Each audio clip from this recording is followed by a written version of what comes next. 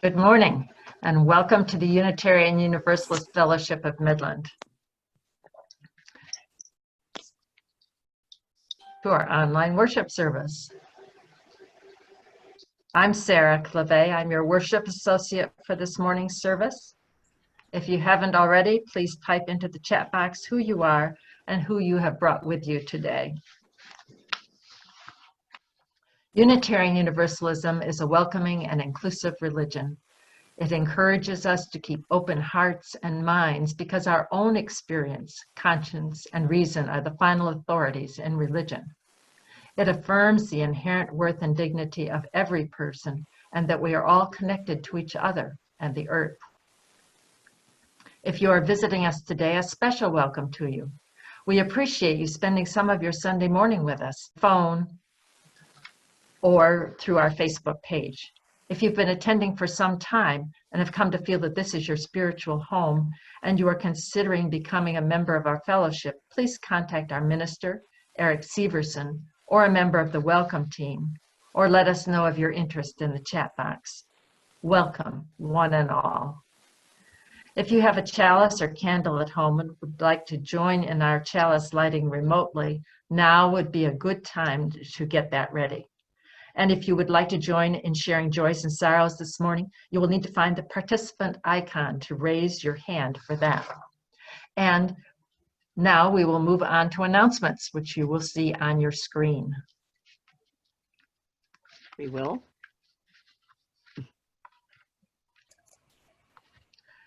Next week's service will be poetry, a little bit of heaven in a disaster.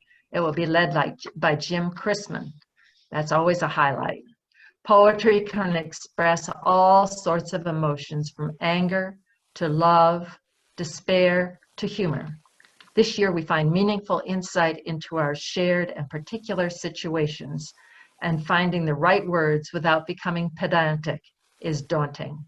Poetry cannot change the world, but it can reflect it. We'll give it our best shot. Our minister, Eric Severson, will be away in July and August. If you have a pastoral care emergency, please contact Gisela Bailey. If you have other needs or concerns, please contact Shannon Sonoris, our president, or Beth Sperry. The 2019-2020 religious education program year is completed. Sunday religious education classes will resume in the fall. Summer resources will be made available shortly. Watch the UUFLM Parent Circle and newsletters this coming week.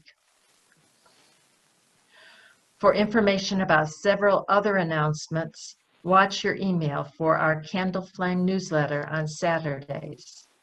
Email office@uuflm.org to subscribe, or if you have an item to submit. If you have a candle or chalice at home and would like to light it now, please do so. Please join in reading our chalice lighting words today by Audette Fulbright Fulson. This light we kindle is set in the lamp of our history. We inherit this free faith from the brave and gentle, fierce and outspoken hearts and minds that have come before us. Let us be worthy inheritors of this faith, and through our good works, pass it boldly to a new generation. Thank you, Sarah.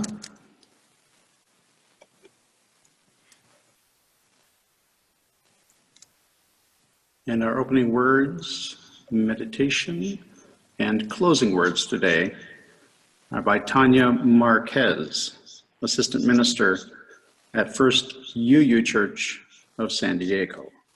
Here is her call from the past. From the heights of the Andes, the jungle and the desert, from the depth of the sea, from a time that was, from a time that stretches beyond our memory, we are called. Our histories stretch back to the first people, the first steps. the collision of worlds, to abrupt beginnings, all wanderers of this land. We have inherited the unfinished labor of our ancestors, of those who came before us. We are called to continue the work. Thank you, Eric. Now, with your mics muted, please join Donna King in singing our opening hymn, Come, Come, Whoever You Are. We'll sing it 3 times through.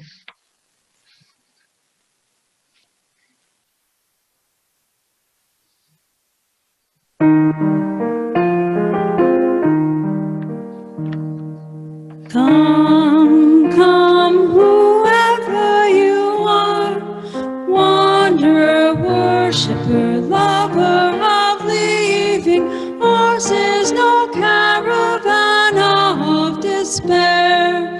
Come, yet again come. Come, come, whoever you are, wanderer, worshiper, lover of leaving. Ours is no caravan of despair. Come, yet again come.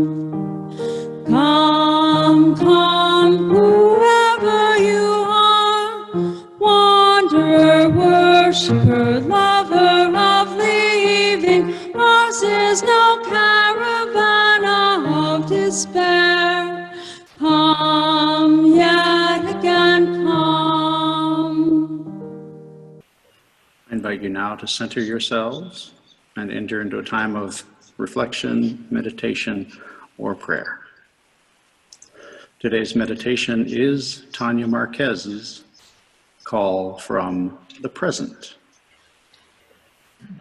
The voices of our people call us now. The world harbors their joys and their sorrows. We hear the cries of our people demanding justice.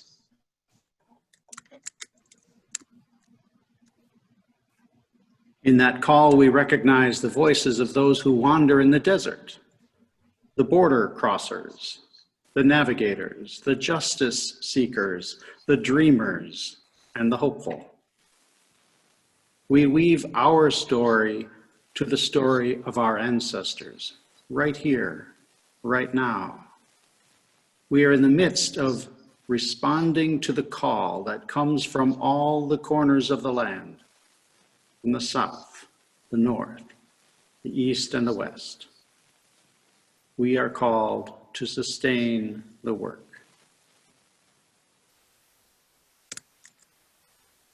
The Everything Seed by Carol Martignaco, illustrated by Joy Troyer. Have you ever watched a seed grow?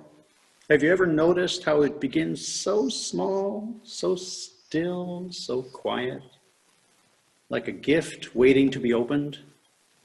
And how slowly it wakes up, begins to unfold, growing into something larger and larger and larger.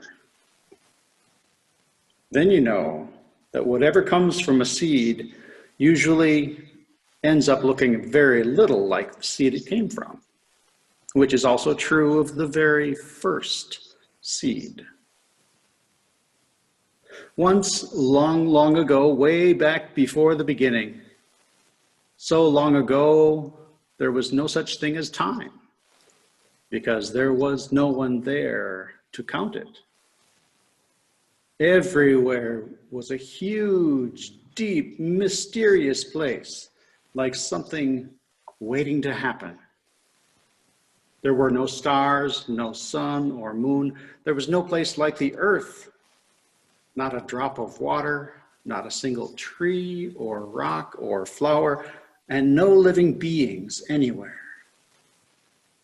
But in that deep waiting space was hidden the tiniest point of something no bigger than a seed. It was not a flower seed. It was not an oak tree seed. It was not a seed of corn, although all these things were included in the seed. You might call it an everything seed, because that is what it became. No one knows where that first seed came from, or how it was planted, or how it knew, in the way that only seeds seem to know, how long to wait for just the right moment to sprout and grow. But all at once, this tiny seed, cradled and nourished in the rich soil of space, woke up, broke open, and began to unfold. Unfolding and blossoming forth into an enormous blazing ball of bright light, like a great grandmother's son. And the universe was born. Out fluttered the galaxies like a storm of snowflakes, swirling and gathering into the brightest, most blindingly beautiful clouds of stars. And out of those star clouds whirled our own star, the one we call the sun, and our earth, and our moon, and all the round spinning planets we've come to learn how to name. And this is the secret of that tiny seed. You and I were inside that seed.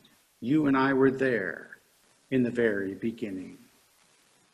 Just as the idea of an oak leaf, just as the idea of each leaf on a big oak tree lies hidden inside an acorn. We were there when all the stars and planets, all the rocks and oceans, plants and animals and people, everything that is now, ever was or ever will be, was inside that first tiny seed. So whenever you hold a seed in your hand and wonder what it could become, imagine how you and all that is here once came from the tiniest speck of an everything seed before it sprouted and grew long, long ago in the way back beginning of time. Now, if this were an ordinary story, it would end right there. But the story of the universe keeps unfolding. What once began in a blazing blossom of light continues every day. New stars sprout open in the deep soil of space. New plants and animals appear on the earth. Seeds of many kinds are scattered everywhere to help us remember.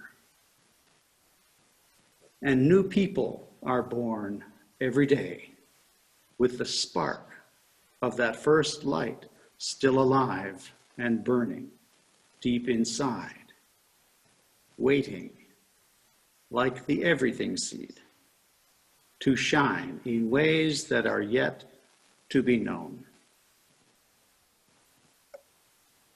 Let's share now in an interlude combining a traditional Navajo prayer called Ancient Mother and the song Gathered Here by Philip A. Porter, played for us today by Melanie Willison.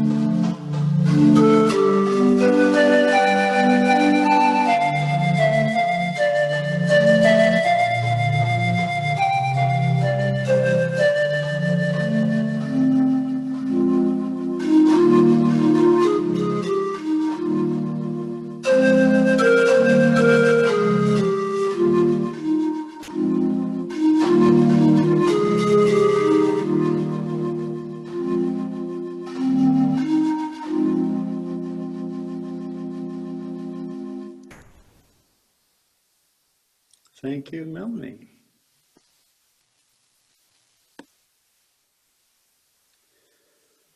I grew up in an age when CBS News anchor Walter Cronkite signed off the evening newscast with, "And that's the way it is." As a young adult, I heard journalist Linda Ellerby sign off her show with, "And so it goes."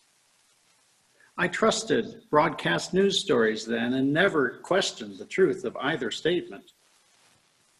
That's the way it is, and so it goes. Only much later did I come to appreciate the implicit bias that rests in each of us, in every newscast, and that perspective makes all the difference. History, as they say, is written by the victors. I graduated from college with a journalism degree and immediately began working as a copy editor for a publisher of choose your own adventure fantasy novels. I began to appreciate the value of fantasy and science fiction stories in revealing fundamental truths about human nature. And they were more entertaining and uplifting than most news stories. And yet, after a while, they grew stale for me. I wanted to learn about nonfiction stories, contemporary and ancient, that were genuine to human experience and more deeply meaningful. So I pursued professional ministry. And there I learned that each of us is a book. Our lives are epic sagas. Each of us has our own personal stories, our own experiences to share. But what's more, every family or group to which we belong also tells stories. Every social movement, union, political party, every governing body, religion, and nation tells stories. Conveying our experiences through story is part of human nature. We tell stories for many reasons: to embellish our accomplishments, or to give an alternative narrative to that of our opponents, to build connection and trust, to keep ourselves and others grounded and humble.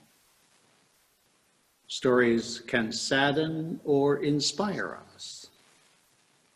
Stories do the work of religion, the roots of which mean to bind back.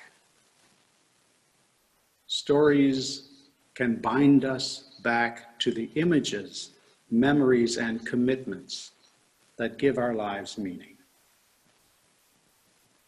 Unitarian Universalism is full of stories. I had to cut out several to not go on all day. For example, the story of Transylvanian King John Sigismund. There we are.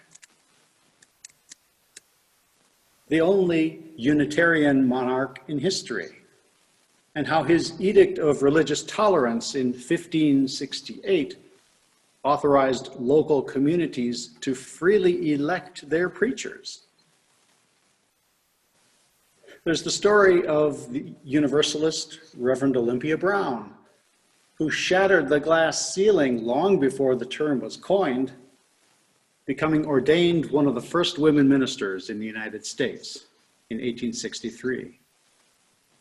And the story of how 21 Unitarian women ministers founded what became known as the Iowa Sisterhood in 1875.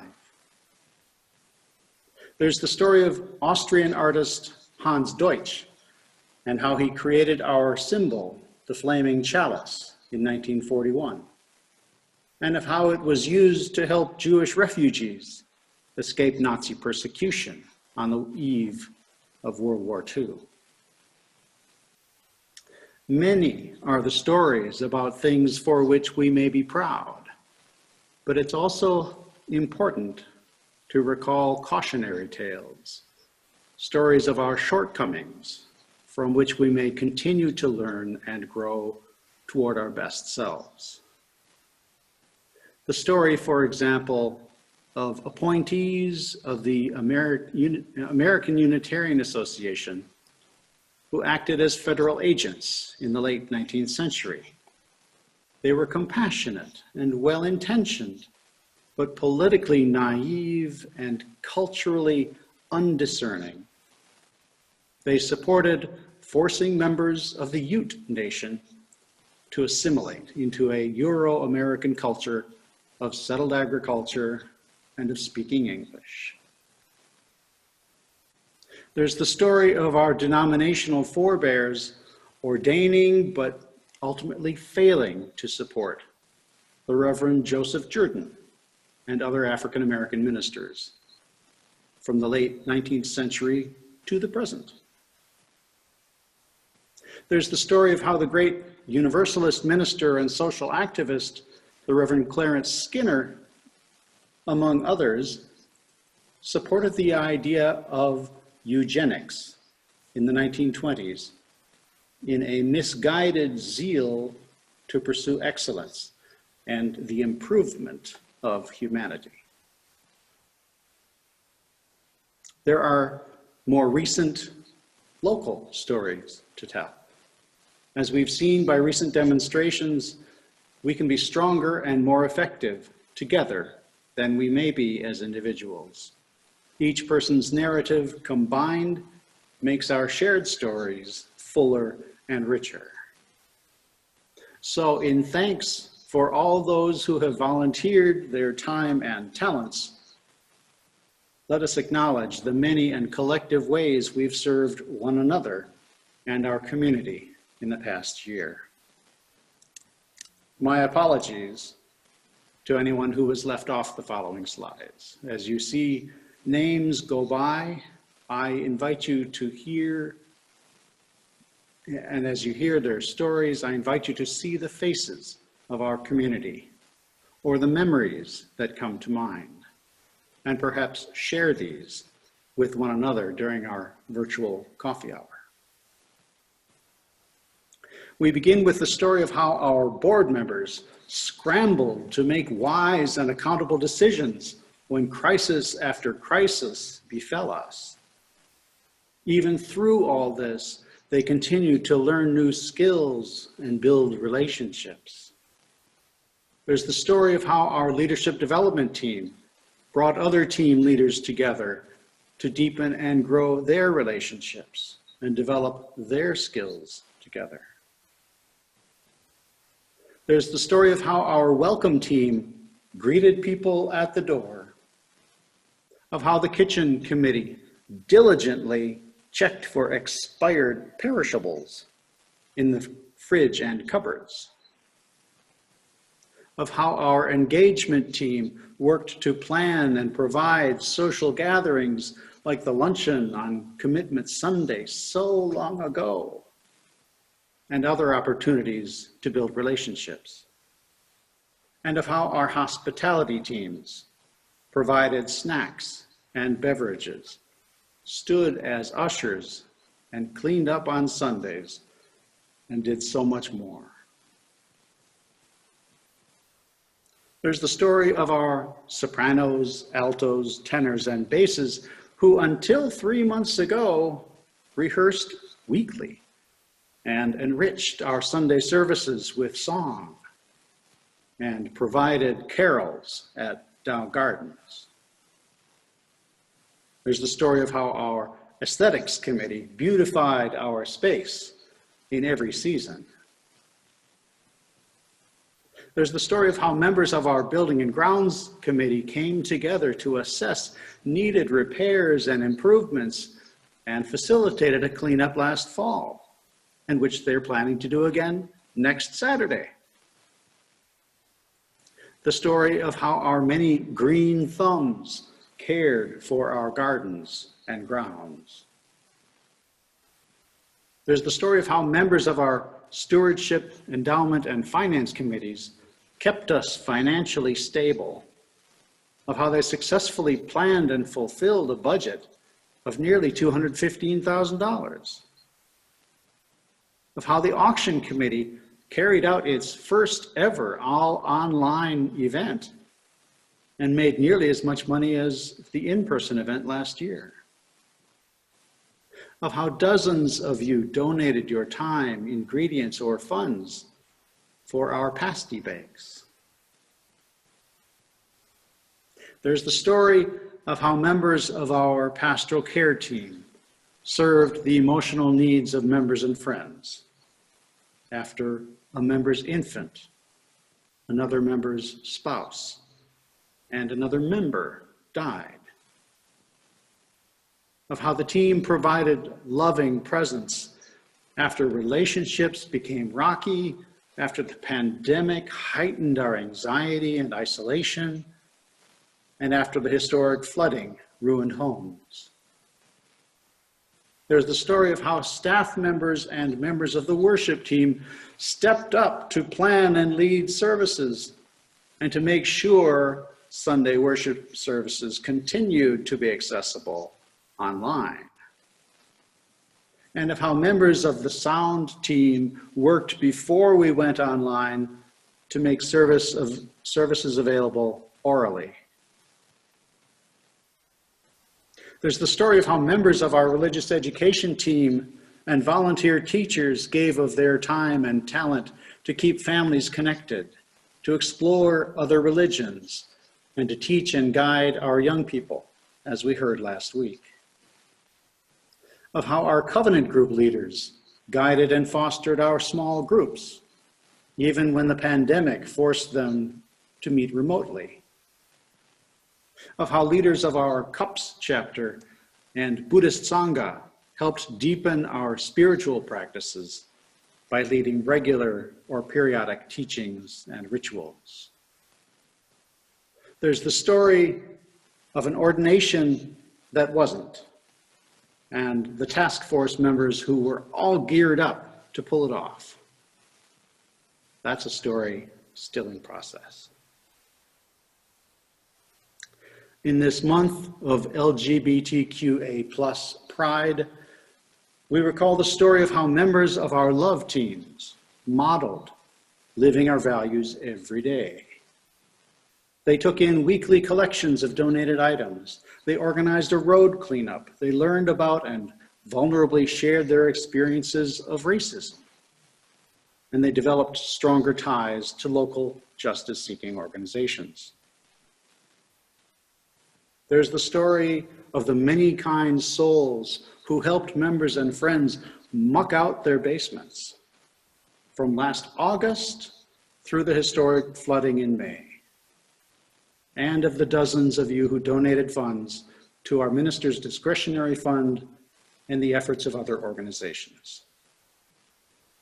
And there's the story of how Unitarian Universalists showed up on a hot summer afternoon among 2,000 people in Midland to march in protest, love, and solidarity with the Black Lives Matter movement. It's been quite a year, and I want to thank everyone who contributed to helping us get through it all together. Thank you. We affirm the work. As these help us remember and to learn from and make meaning of our experiences. Theologically speaking, if we affirm the inherent worth and dignity of every person, we must value, too, each person's stories. We are our stories. As we sang earlier, ours is no caravan of despair. So on this lovely solstice day, as we prepare for traditional and non-traditional summer activities, let us remember and be comforted that all the stories we will ever know rest within other, bigger, ancient stories. The final line of the Everything Seed is this: and new people are born every day with the spark of that first light still alive and burning deep inside, waiting like the everything seed to shine in ways that are yet to be known. Tanya Marquez wrote that we are called to continue and sustain the work and to create new opportunities for those who come after us. May we hear and heed and amplify the stories of the marginalized, vulnerable, and oppressed. May we lay foundations upon which others may build a better tomorrow. As Audette Fulbright Fulson said in our chalice lighting, may we be worthy inheritors of this free faith, and through our good works, pass it boldly to a new generation. Blessed be, and amen.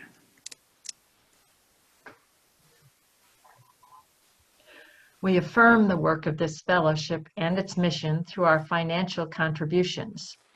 We continue to rely on you paying your pledges and providing what you would otherwise drop in the collection plate. While our in-person activities may be suspended, our staff continue working hard to provide the services we need. They and the bills still need to be paid. Please give as generously as you can, and may what you give bring you joy. Please take this time to write a check if you wish and mail it to the fellowship at 6220 Jefferson Avenue, Midland, Michigan, 48640. To donate online, please stay after the service for instructions. Another option is to set up bank auto pay, which can be arranged by contacting our treasurer, Vicki. Thank you for your generosity.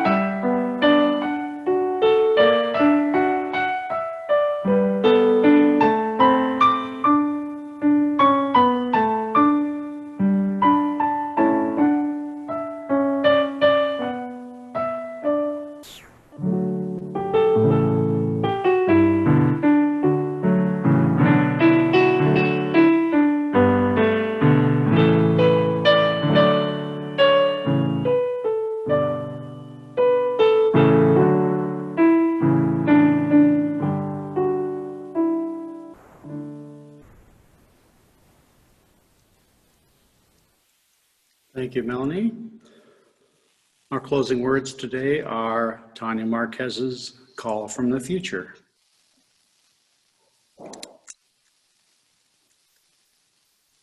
The voices of those who will be call us, a reminder of who we need to be.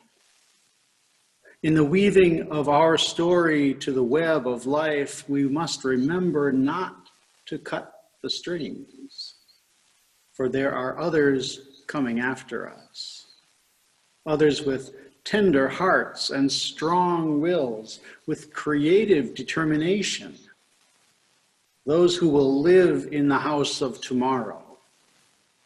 Their vision escapes us, yet we are called to prepare the road, to leave behind possibility and foundations upon which they'll build a better future. We are called to create new opportunities.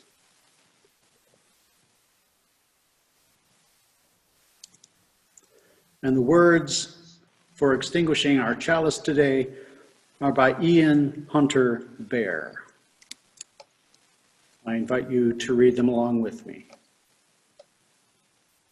You are in the story of the world. You are the world coming to know itself. May you trust that all you will ever say or do belongs in the story of the world.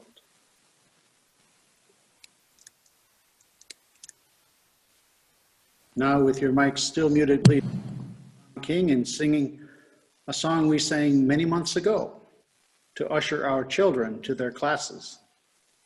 Let us usher one another into a new day.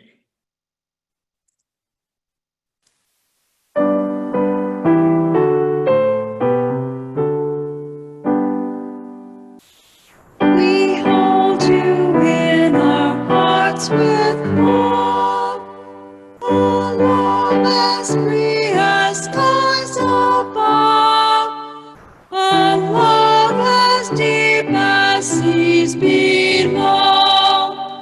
We love you more than words can show. Thank you, Melanie and Donna. That song makes me a bit sentimental, I have to admit. Thank you to everyone who helped make this service possible today, and thank you all for joining us today. If you can stay to chat, great. If you need to go, we'll understand. Whatever you may encounter in the coming week, please know that the love of this community goes with you. I hope you have a quiet, leisurely summer as you meet for worship without me. Until we are together again, many blessings.